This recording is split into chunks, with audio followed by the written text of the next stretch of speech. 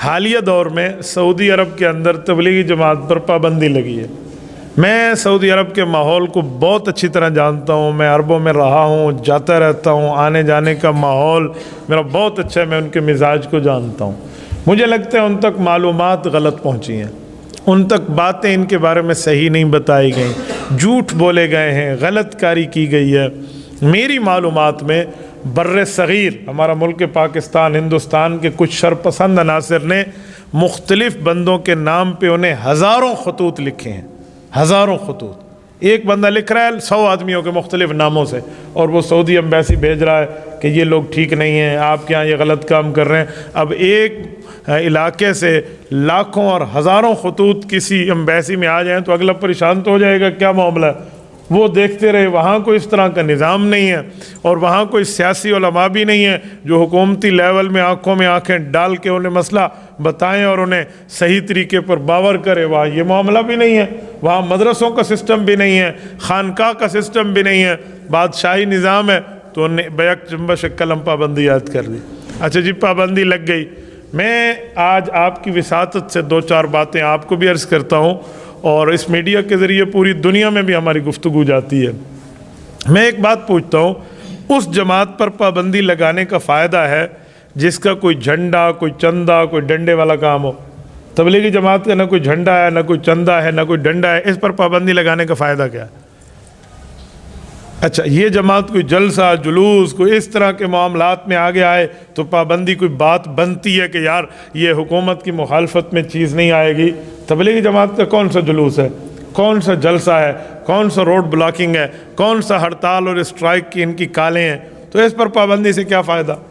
Number 3، آپ کو اس بارے میں غلط بتایا گیا کہ یہ لوگ کہتے ہیں چلہ لگائیں فرض ہے، 4 ماہ لگائے فرض ہے، سہ روزہ لگائیں، جو نہ لگائے گناہ گار ہے۔ ایسی کوئی بات نہیں ہے، کوئی جماعت کی دعوت و تبلیغ میں یہ اصول نہیں ہے۔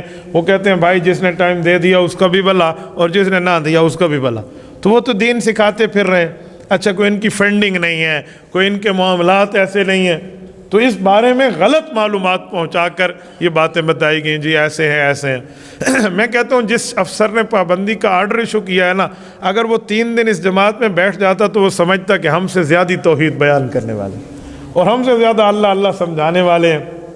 بھائی، دعوت و تبلیغ کی ذمہ داری اصل تو علماء کی ہے کہ عالم دین کے پاس علم بھی ہے، پیغمبر کا وارث بھی ہے، اس کو ہر صورتحال میں دین اسلام کا تحفظ کرنا چاہیے، اور دین اسلام اپنی ترتیب پہ سمجھائے۔ وہ مدرسے میں ہے، مدرسے میں بیٹھ کے سمجھائے، خانقاہ میں ہے، خانقاہ میں سمجھائے، مسجد کا امام ہے، ممبر کا خطیب ہے، وہ یہاں سمجھائے، یا اللہ نے اسے سیاسی طاقت دی ہے وہ اسمبلی ہال تک پہنچا ہے تو دین اسلام کی بات وہ وہاں بتائے، یہ عالم کی ذمہ داری ہے۔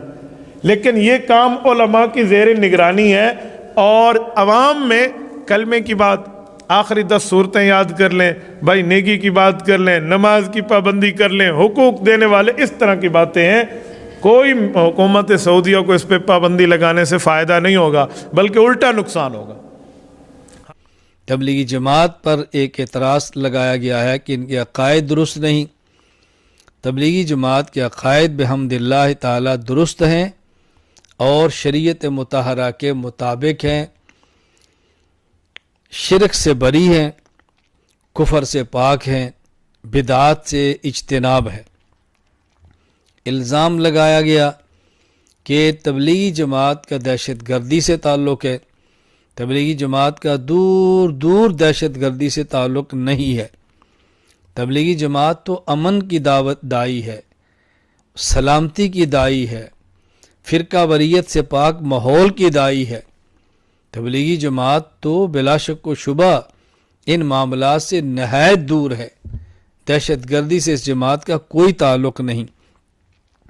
میں پوری دنیا میں تبلیغ سے وابستہ افراد کی خدمت میں گزارش کروں گا، آپ اخلاص کے ساتھ، للہیت کے ساتھ، اپنے اکابرین کے ساتھ وابستہ رہ کے دعوت اور تبلیغ کا کام جاری رکھیں۔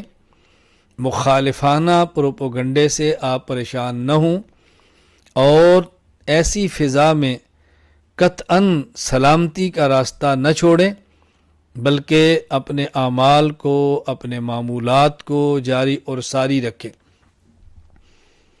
میں گزارش کروں گا علماء کرام سے، اگر تبلیغی جماعت کے کسی فرد میں کوتاہی اور غلطی دیکھیں اس کی اصلاح فرمائیں، اس فرد کو تنبیہ کریں، آپ اس کو سمجھائیں، لیکن کلی طور پر جماعت کے کام سے لا تعلقی نہ کریں، کلی طور پر جماعت کے کام کو مسترد نہ کریں۔